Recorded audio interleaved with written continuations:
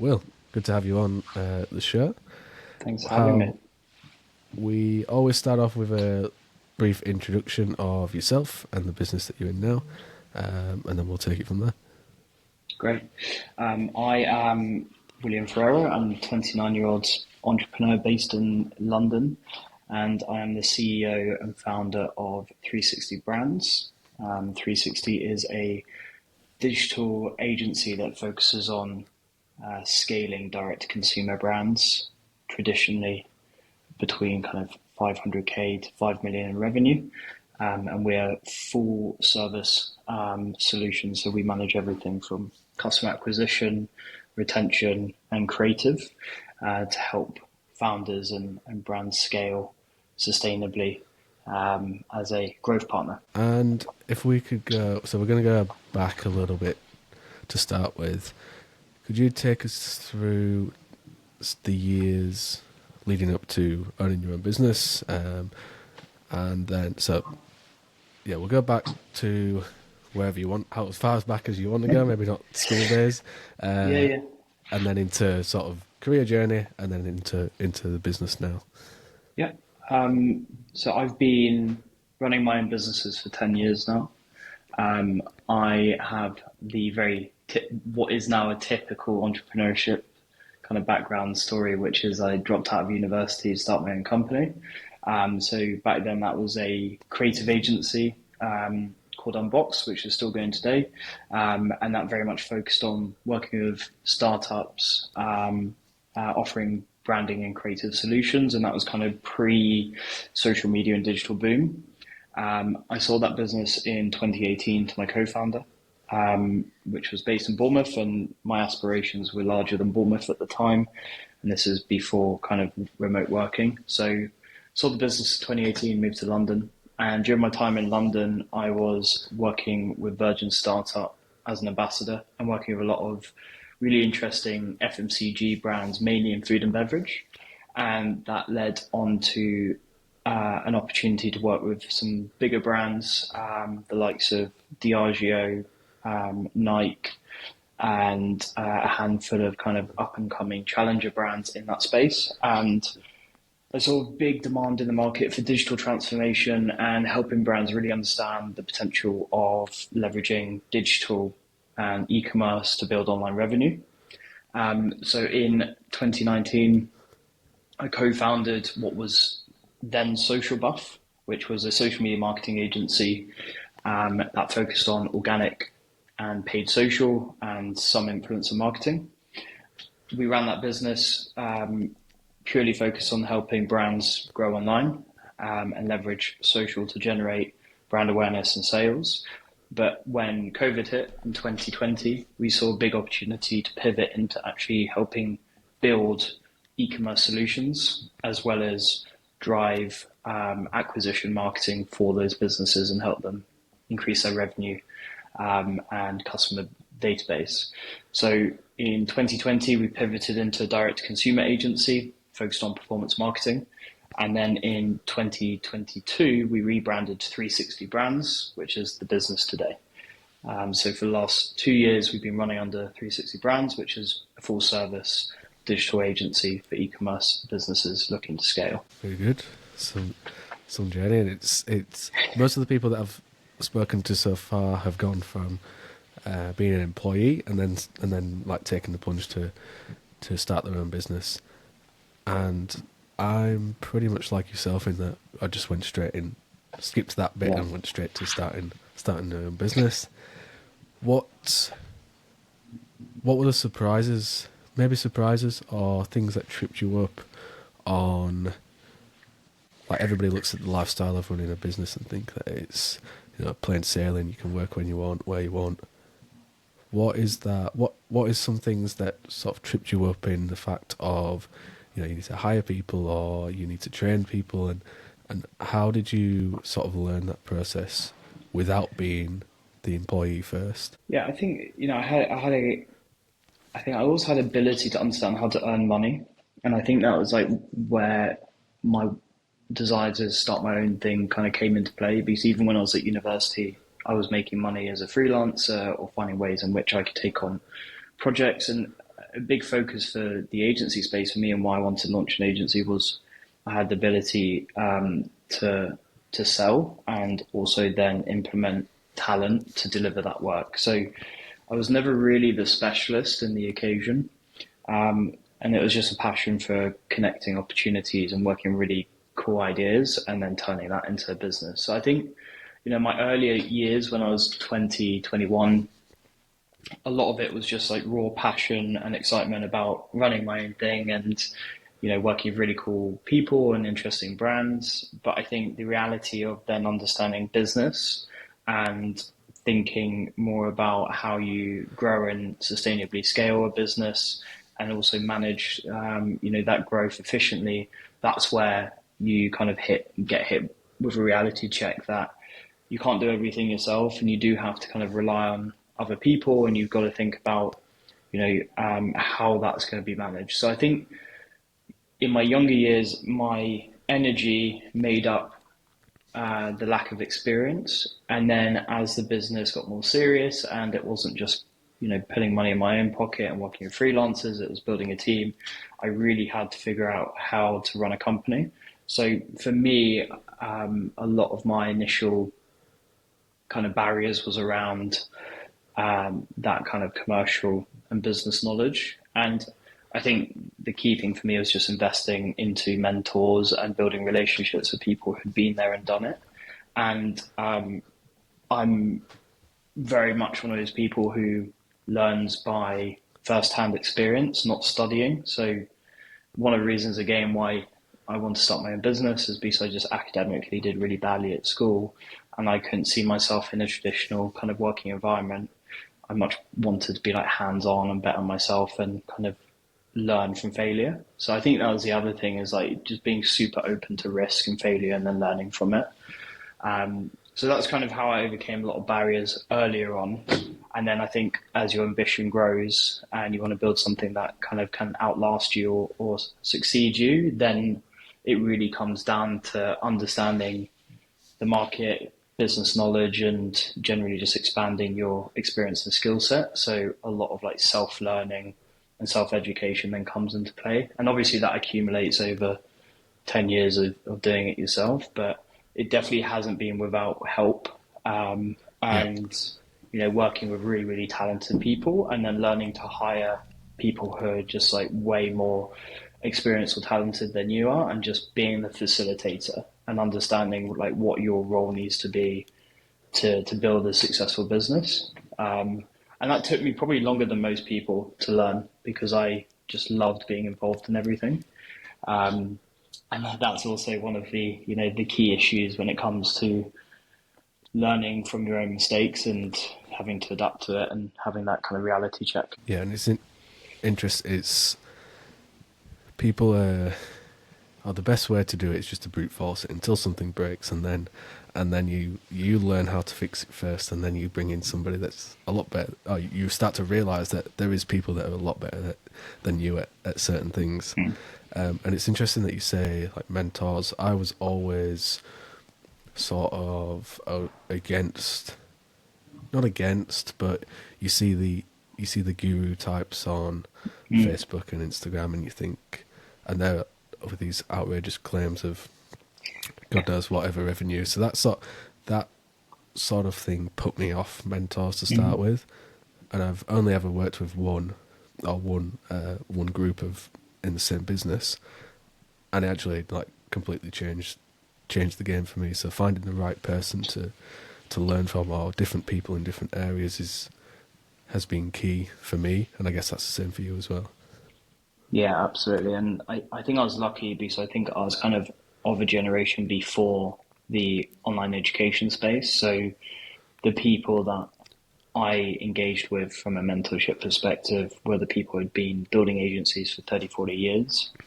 What I find now, though, is over the last 10 years, the space has changed more so than I think it ever has, in the sense that back then you couldn't build a business from your laptop without massive restrictions, and a lot of building businesses based upon soft skills. So for me, like communication, networking, relationship building, that got me ahead of a lot of other people earlier on. Where what I'm now seeing is like hard skills now a way in which you can kind of skip that curve in the sense that if you know how to run ads to generate leads, or if you know how to set up email funnels, or landing pages to get people to book at a call with you, you can kind of automate that in a way where you can do it a lot quicker. Where 10 years ago, you couldn't do that because people didn't buy into it. LinkedIn was just becoming a thing. I think Instagram, you could only post like a picture on it.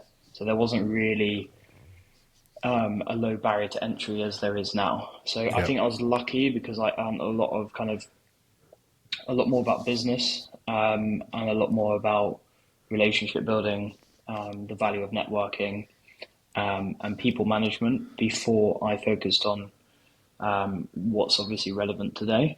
And that's why I see like a lot of people in the agency space have the opposite problem to me. They want to learn about operations and scalability of a business and infrastructure, and I want to learn more about the technical side in terms of lead generation and online automation and personal brand building, because that's not something I've had to rely on until now. So it's really interesting to see how the last 10 years has changed. And that's also the same with the advice I look for now versus what I looked for 10 years ago. It's kind of come full circle, which is really Yeah. interesting as well. Yeah, it is. And I bet it's for people starting businesses now and just getting into it. There's so much noise with, like I say, the people without outlandish claims of what they can do for your business and stuff. If you were looking for a mentor now and you were just starting out, what advice would you have for somebody that's in that position, and what's some things that they can do to sort of find the right person?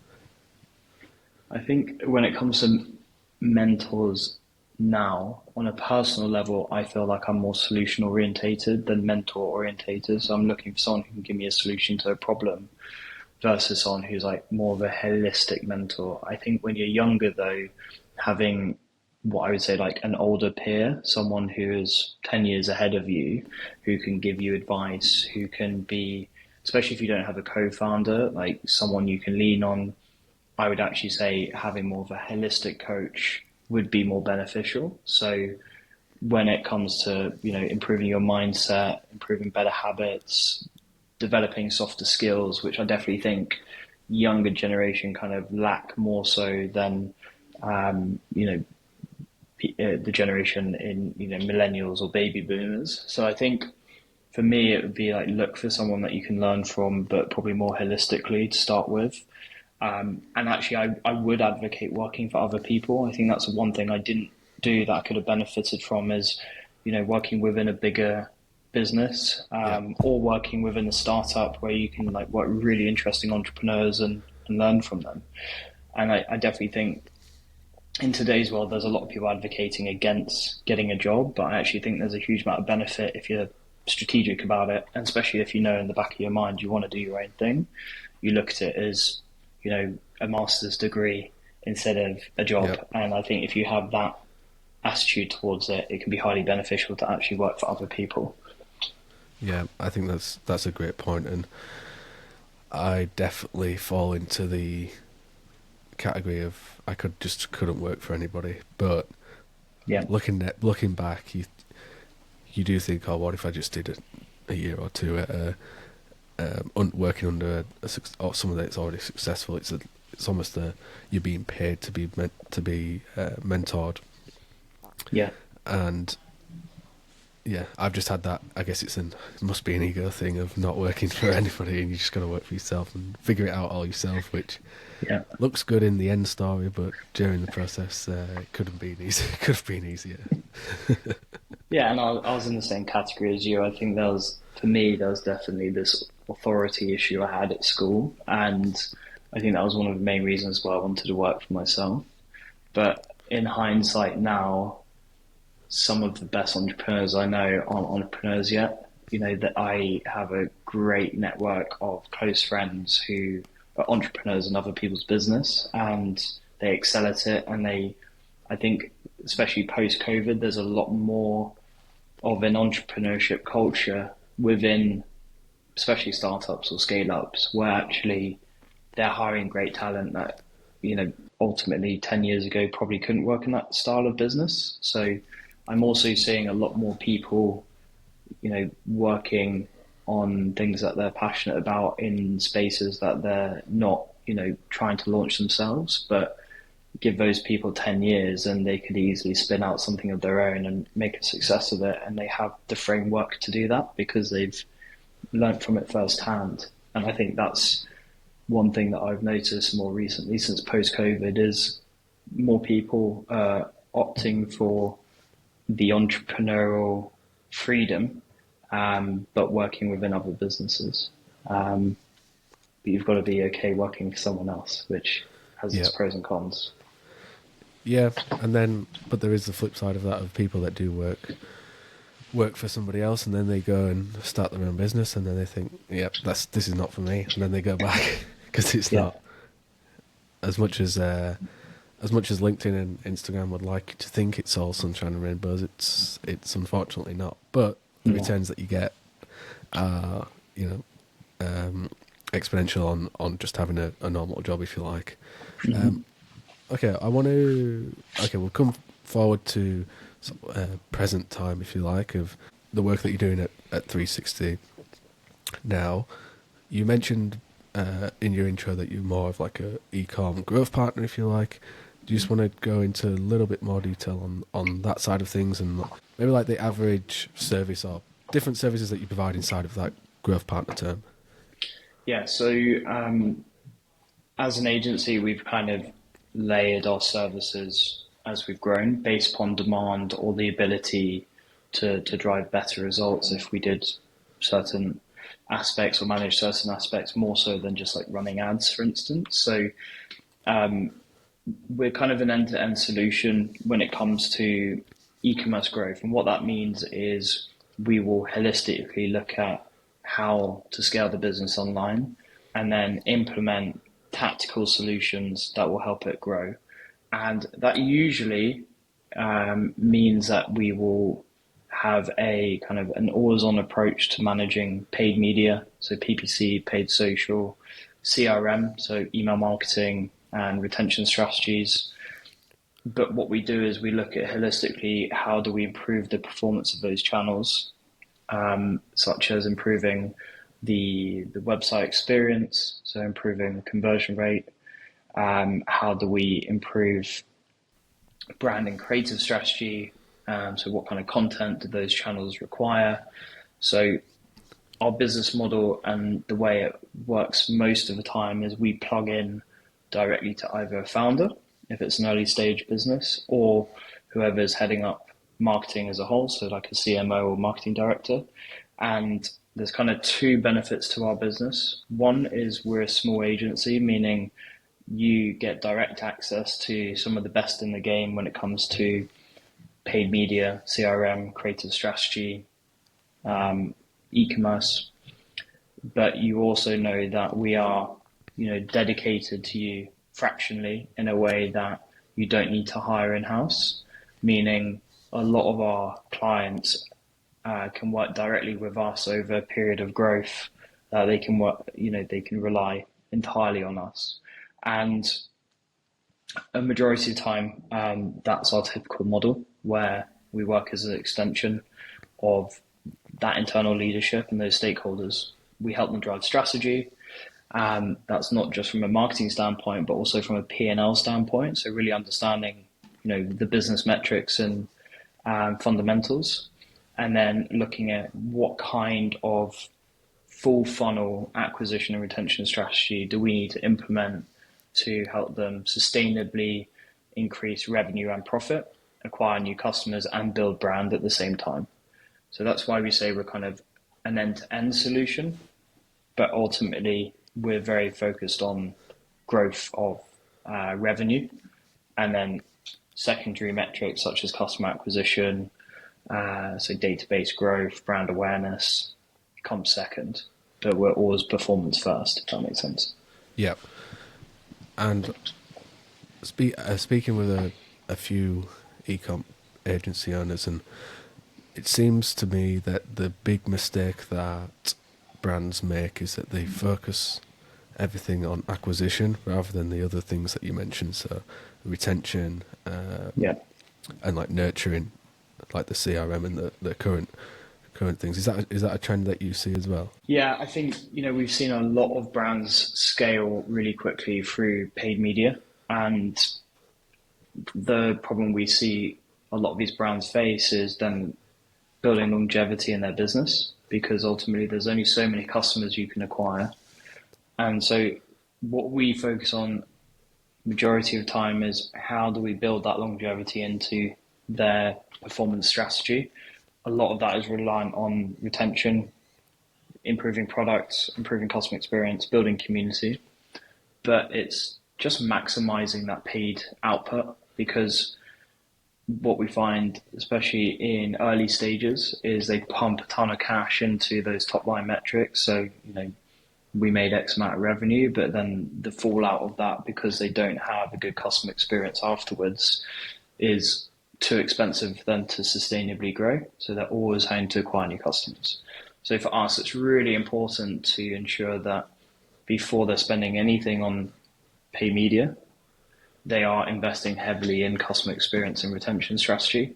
So every time they acquire a customer, that customer, or a big proportion of that customer pool, is retained and comes back, whether that's signing up to a subscription or repeatedly purchasing that product over the year.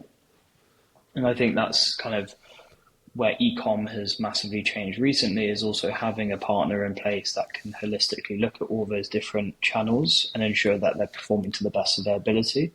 So what we also commonly see is brands working with specialist agencies, but not integrating those agencies on the strategic level or on a data analysis level. So that's disjointed, and they're leaving a lot of money on the table because that obviously strategy is not integrated between the different agencies. So that's typically why I think brands like the fact that we holistically look after everything, because one, it requires less internal responsibility. Two, that we are basically looking at everything on a day-to-day basis and routinely optimizing, improving it.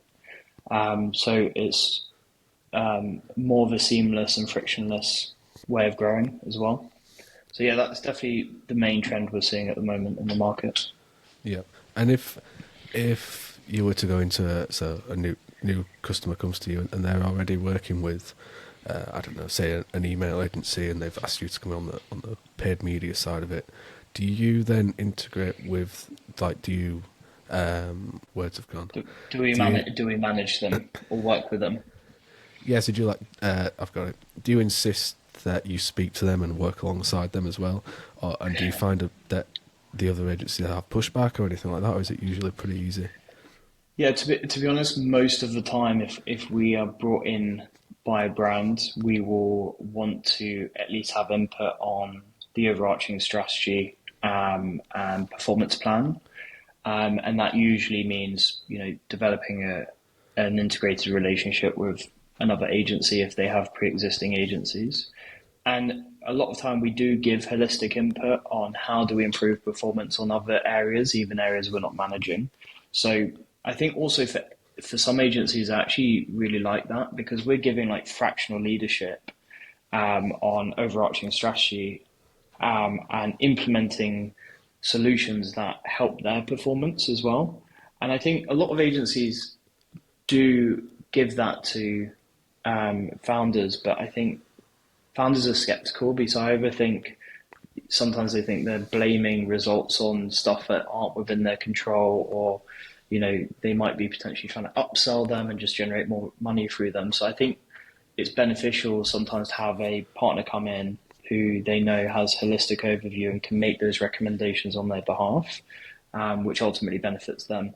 And there's a lot of scenarios where we do work with agencies that complement our services. And we also, in some situations, take on a client in collaboration with another agency and pitch that business together. So, even though we're end to end, one of the functions within our business, as an example, Shopify and CRO we do a lot of CRO analysis, but the implementation or the management of e-com or conversion rate optimization is something that we don't have a huge amount of capacity for. So we actually partner usually with a preferred agency who can manage that for us.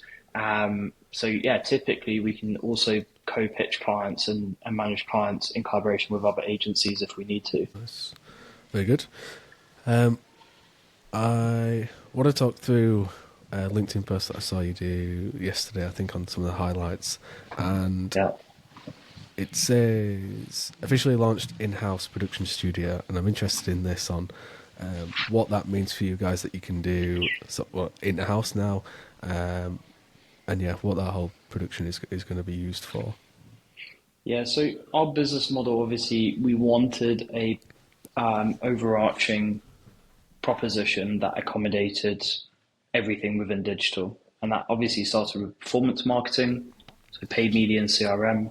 That's expanded into Shopify and CRO, so e-commerce.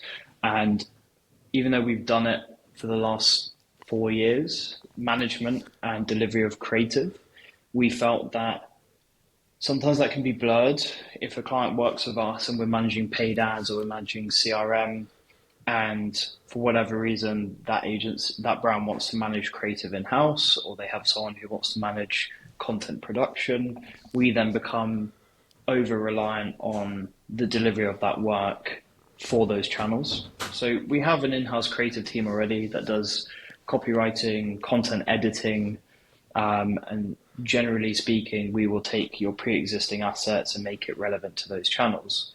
However, that limits your potential for growth if you cannot deliver on new creative, especially from a performance standpoint. We're very reliant on new content assets, videography, photography, whether that's product photography or lifestyle.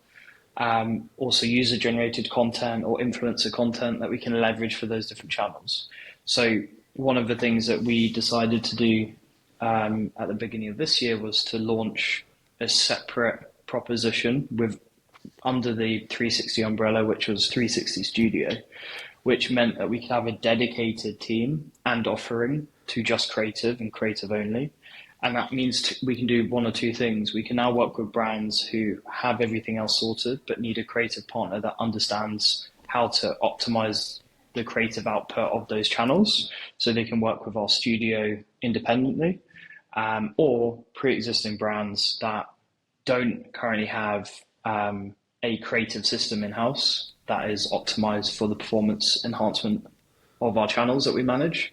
And therefore, they can now work with that studio to help improve upon that creative output. Nice. And then that's like each arm of the business, if you like, are going to complement each other. So if somebody comes to you for the creative stuff, then you've got the other side, and vice versa as well. That's just going to feed nicely into each other and basically give you more acquisition, like, say, channels, but services that you're offering that can easily lead into other things as well. Yeah, and it ultimately means that we have a new avenue to our P&L as well from a commercial standpoint, which can grow independently or be integrated with our existing services, which either one works in our favor commercially, but also I think works in our favor from a solution perspective in terms of what we can offer our clients without them having to engage in something else. They can get something that's a lot more tailored to their needs. So we talked about like I've gone through the whole growth partner model that you're working on. One of those companies that you're doing that with is Edmunds Cocktails. I'm interested to sort of get a behind the curtain look of what that has looked like, any results or the results that you've had, how long you've been working with them, stuff like that. Yeah, so Edmunds is one of our legacy clients. We've been working them for 2 years now. We also have an invested interest into them. And they were a pre-existing retail brand, an on-trade brand. So RTD cocktails, so your mojitos, espresso martinis, Negronis in a bottle, ready to drink. You just chuck it in a shaker, add ice, and you're good to go.